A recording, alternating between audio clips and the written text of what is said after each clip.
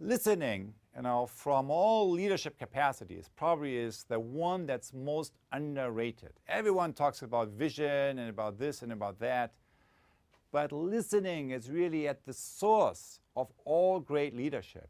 Whenever I see leadership failures, and these days we have many occasions to do that, very often at the source of leadership failure is what? It's lack of listening. It's lack of connecting with what's really going on in reality right now. It's a disconnection between leaders on the one hand and the situation on the ground on the other. So listening really is a core skill, not only for leadership, but really for all domains of mastery, of professional mastery. So we all practice listening 16 plus hours a day. So it's not something, that we only engage with every now and then.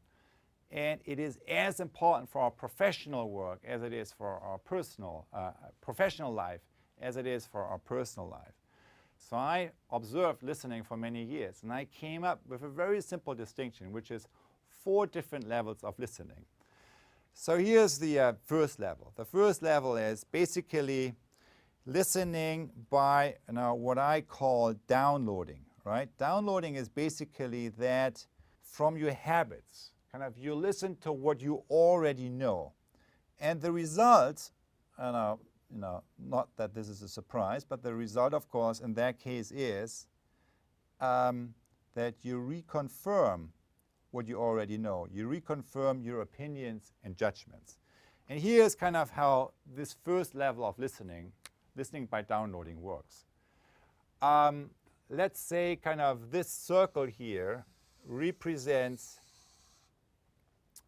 the totality of what I know. It's the black circle is the boundary of my organization, of my concept, everything I know. And the red dot is the place from where my listen happens.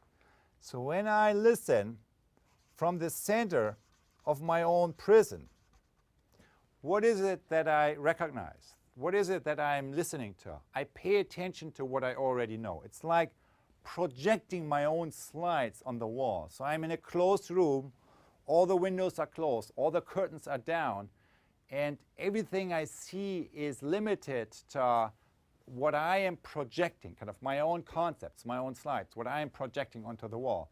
I'm not saying what you're projecting is not good or not appropriate.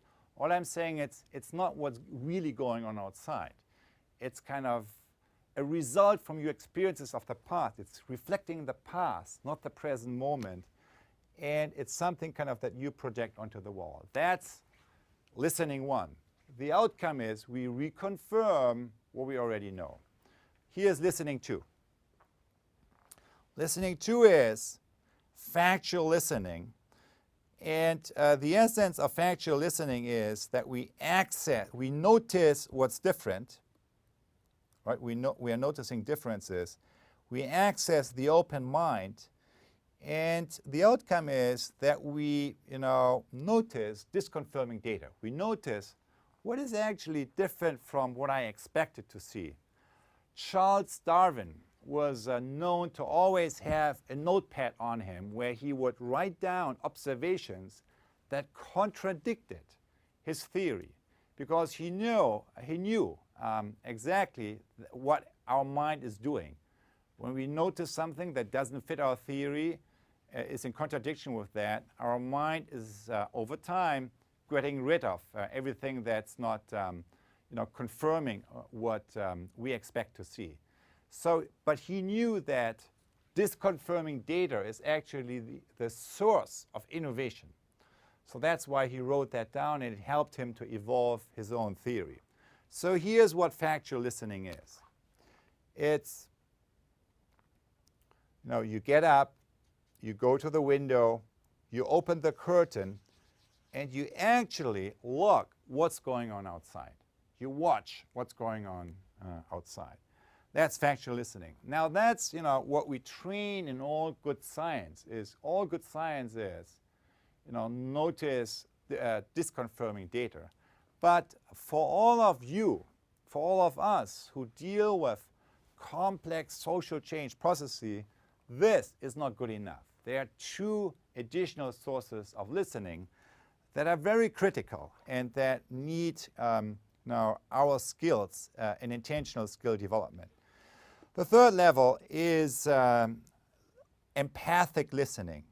It's listening with an open heart as an organ of perception, which leads to seeing the situation through the eyes of another, and which also leads to to an emotional connection kind of to the other person that's not going away very quickly. So empathic listening is allowing you to step to connect with the experience kind of another person.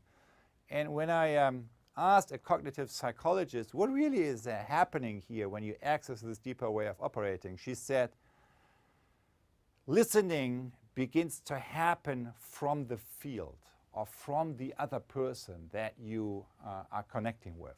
So this is what happens. Your listening begins to happen from the place from where that other person is speaking from, articulating from. That's listening 3. Now, so far, I haven't said anything new. Kind of all of that is well known. That doesn't mean that we do it, but it's all of that is well known. Here's the one thing that maybe is new, and that has to do with the fourth level of listening, generative listening, which requires us to connect with our open will, that is our capacity to let go and let come, and that leads to connecting with an emerging future possibility that is helping us to connect more fully with our real source of who we are and who we want to be.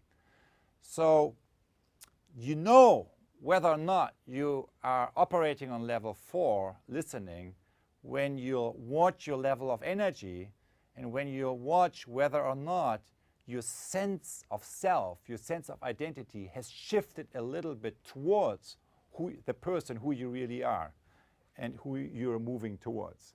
So what are examples for level 4 listening? It's great coaches, right? A great coach is listening to you, is listening to me, not only in terms of listening to all my struggles and empathizing with them.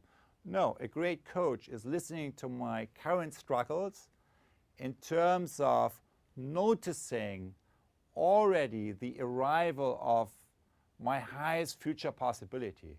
So connecting, seeing in me my tomorrow self, my emerging future self, and by paying attention to it, helping me to actually connect with that.